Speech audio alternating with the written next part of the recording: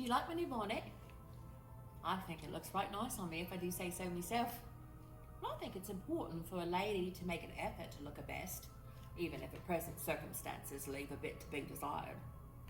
Lord knows my circumstances ain't been so good in some time, but I ain't never been so far gone as I wouldn't stop to check myself in the looking glass before walking out the door. I see some of the ladies out here on the streets, and I wonder when was the last time they used a comb.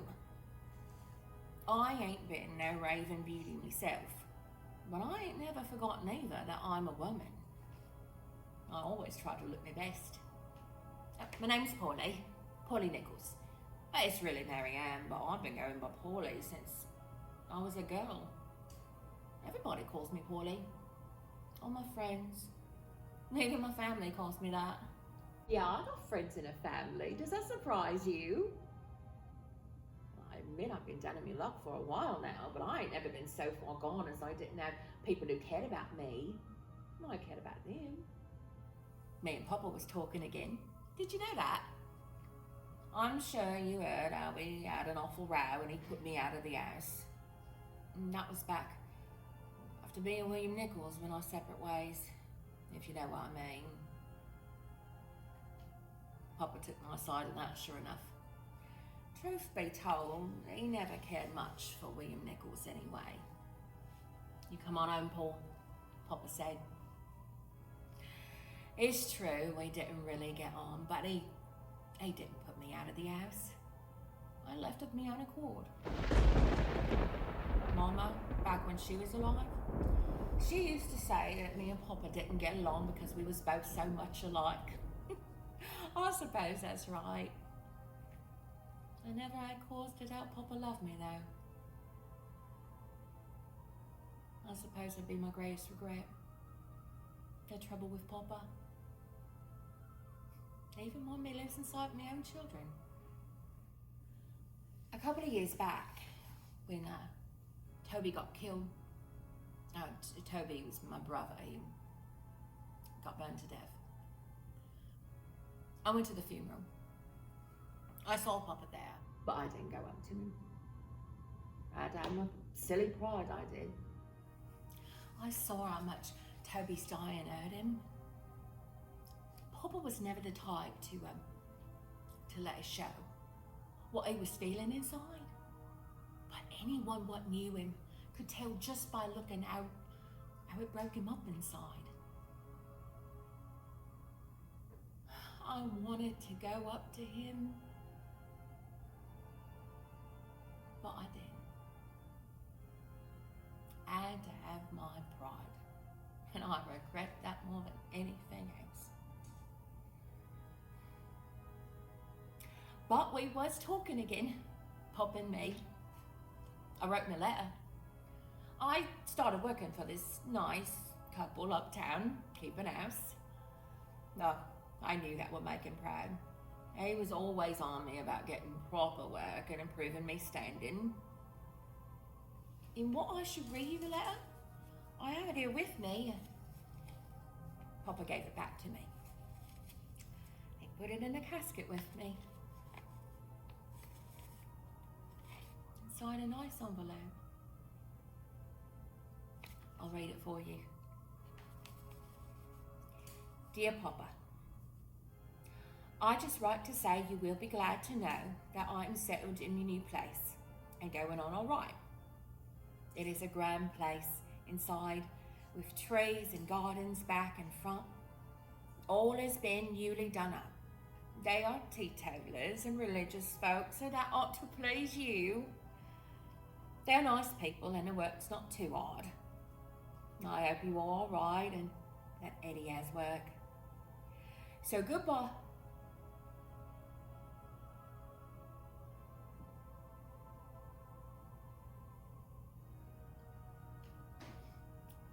So goodbye for the present.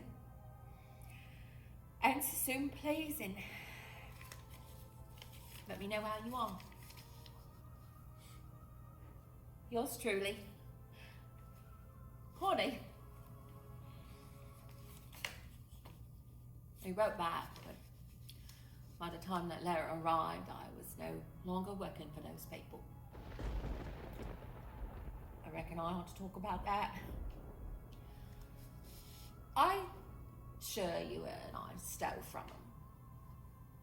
It ain't true. Leastways, if it is true, there's more to it than that. All I took was some clothes. They didn't need them. They fit me. Old Lady Cowder could have fit them dresses if you sewed them all together to make one. They fit me right nice.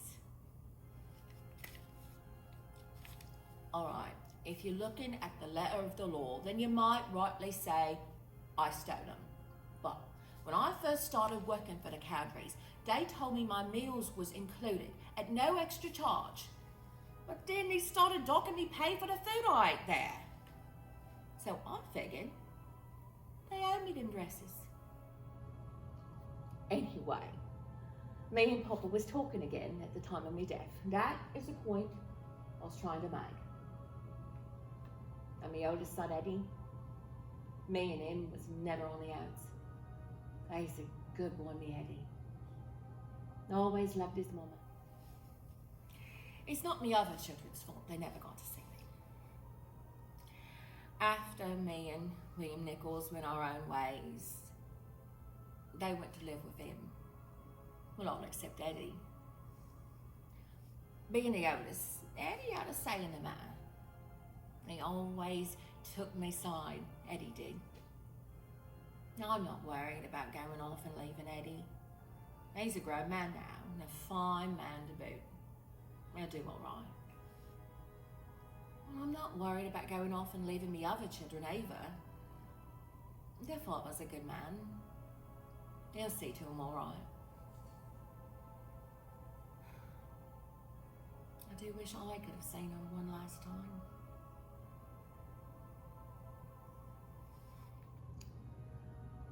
And that'd be my greatest regret. Second only to see him pop at Toby's funeral and not going up to him. I regret that trouble with William Nichols too.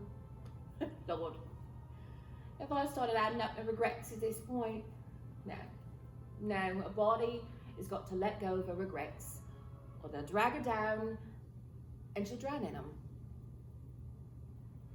I'm trying to leave them behind me.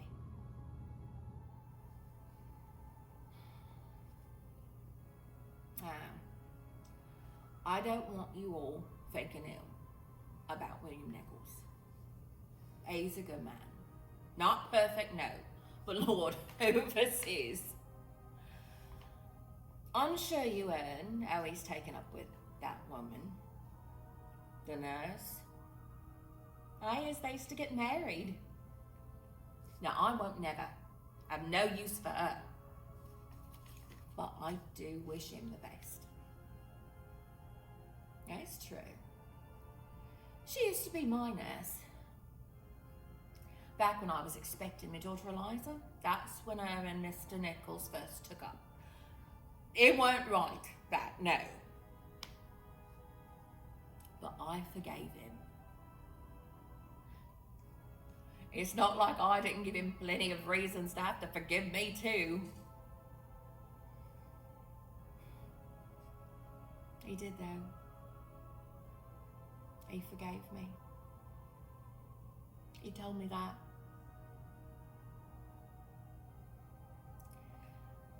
They brought him in at the inquest to identify my body. Oh, he looked so nice. I hadn't seen him in near 3 years.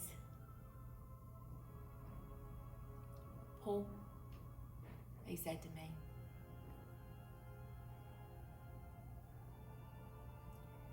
I forgive you, as you are, for everything. He had tears in his eyes. Well, I forgive you too, William Nichols, as you are, for everything. Papa said some sweet things about me too at the inquest. They asked him if I had any enemies. if he knew of anyone who would want to see me armed. She didn't have any enemies, Papa said.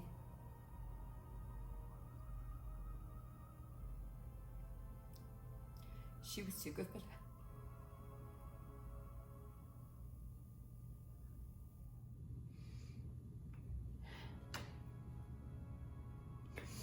I do wish they buried me in the new bonnet. Figured I wouldn't be needing it, I reckon.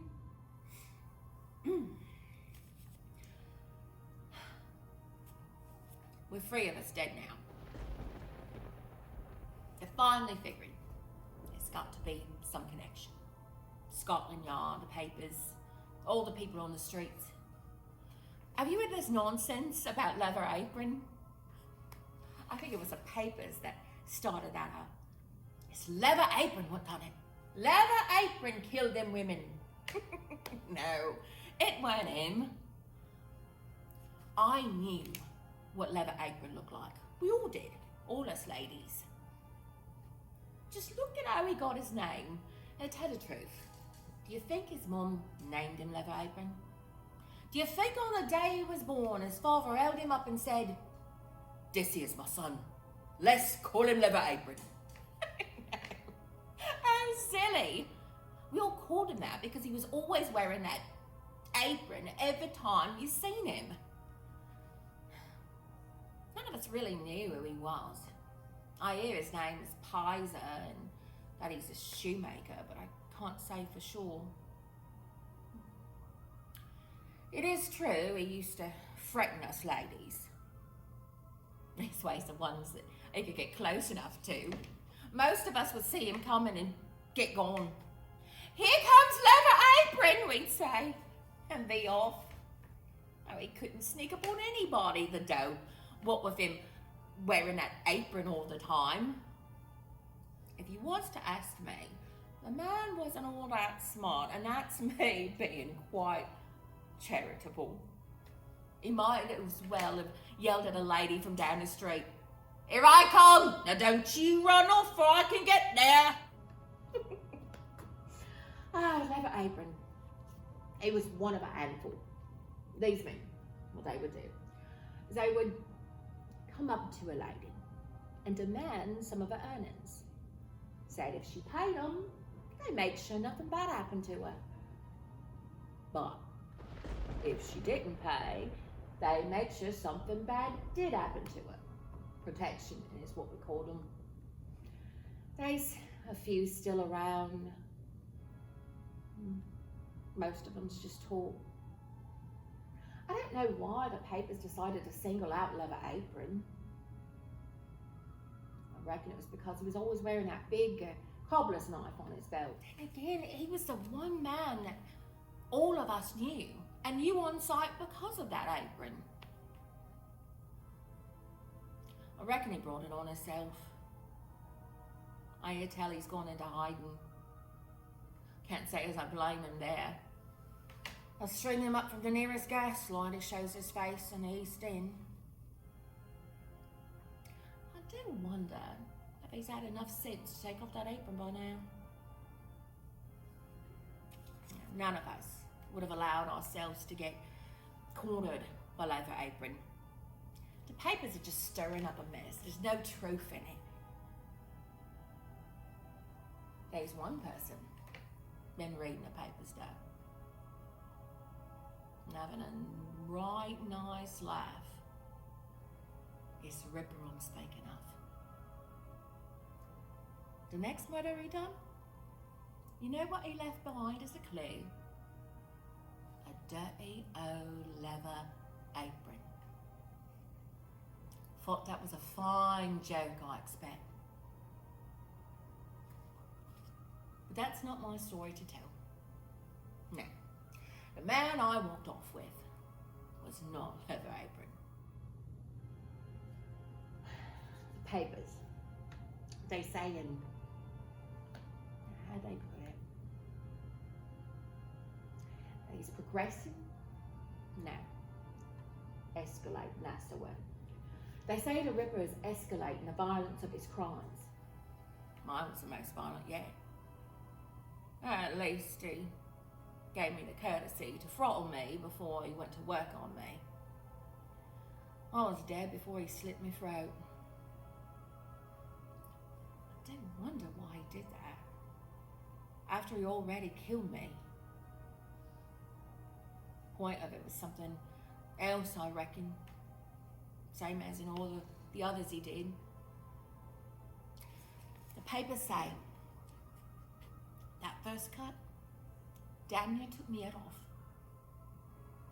That he cut so hard and so deep that the blade nicked the bones of my neck.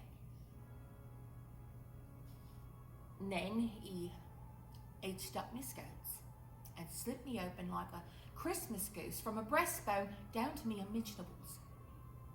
Well, a fine state to leave me in. And I've been so proud of how pretty I looked that night. I'd run into my friend Ellen earlier that evening. Me and her roamed together at the lodging house. "Come on home, Paul," she said. "Can't," I told her. "I don't have my DOS money." "Well, I'll pay for it," she said. "I won't hear of it," I told her. "Besides, I can get it myself. See how pretty I look in my new bonnet?" "Oh, you look right pretty," she told me. "The fact is," I told her, "I've already had it 3 times tonight and I spin it up each time. But no worries, I'll get it again soon enough. I'm right popular tonight." I didn't know. I should have gone with Ellie, like she wanted me to. I didn't know. It's crazy what they're saying, what the papers are saying. They're saying that the man must be a doctor, the Ripper must, to know how to do what he did to me. Does a man have to be a doctor to know how to do that? Makes me wonder what they're teaching in medical school these days.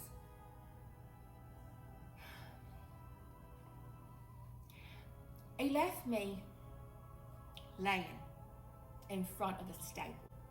A stables! And what with me looking so nice?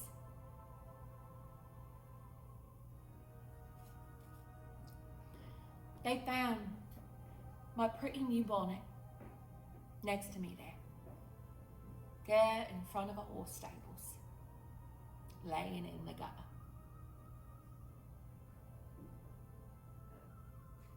I was so proud of that bonnet.